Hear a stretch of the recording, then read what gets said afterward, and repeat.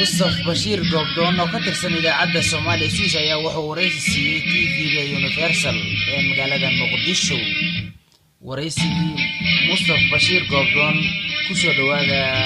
dhageystayaal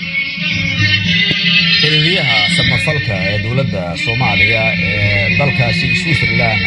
ayaa waxa uu booqasho ku tagay magaalada Muqdisho waxaana wariyaha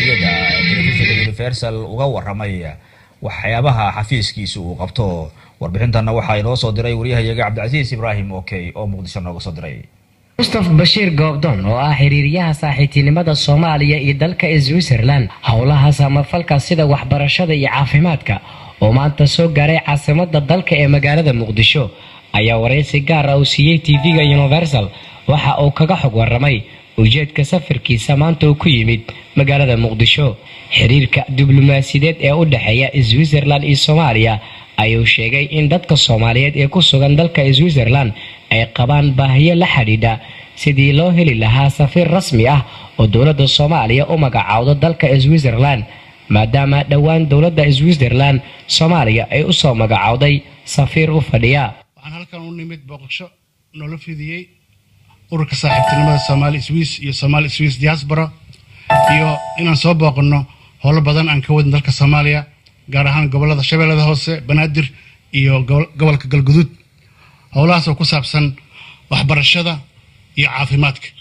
iminkan waxaan u nimid anagoo daba joogna dalka Switzerland sida ogtihiin waxa loo magacaabay dalka Soomaaliya safiirka oo toddobaadkii hore soo gaaray magaalada Muqdisho annaga ka Soomaali Swiss diaspora ka qurbo joog ahaan waxaan horay ula xiriirnay dawladda dhexe ee Swisska dawladda federaalka si aan ugu dhiirigelino in dadkii Soomaaliya wax loo qabto marka waxaan sameynay shirar badan oo lagu saaciiday ummadda Soomaaliyeed marka waxaan rabnaa dawladda Soomaaliyeed ama qaar ka mid ah wasiirada inaan kala xaajoono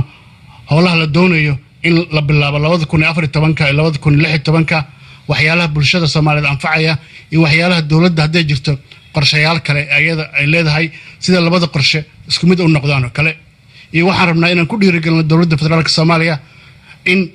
ay xagga diblomaasiyadda u magacaabaan safiir Soomaalida halka joogta ee qurbo jooga ah xagga arrimahooda dhibaatooyinka ay qabaan iyo waxyaalaha ay tabanayaan kala xaajooda Soomaaliya sidaan ognahay waxa uu jooga envoy wakiil UN-ka kaasoo awood u leh xagga arrimaha diblomaasiyadda marka dawladda waxaan ka codsanaynaa maadaama Switzerland dhinaceedii ay muujiday in magacaabeen safiir in dawladda federaalka Soomaaliya arrinta sida u dhaqsaha badan ay ku dhaqaaqdo si ummadda halka joogto waxyaalaha ay ka tabanayaan dawladda Swisska ay dawladda Soomaaliya oo la qabato kaasina wuxuu ahaa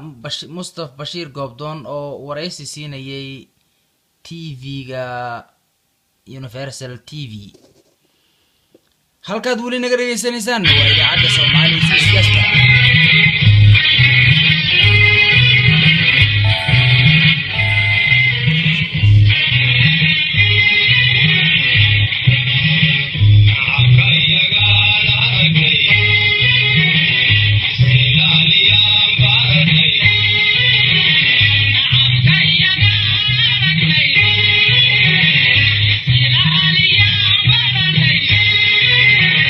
I had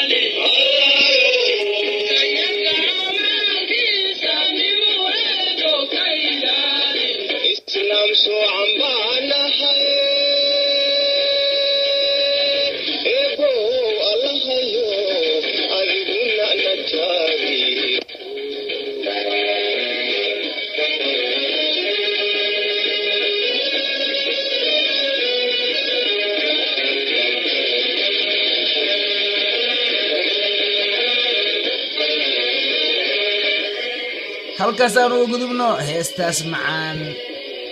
waxaad ka dhagaysanaysaan idaacadda Somali Swiss Lora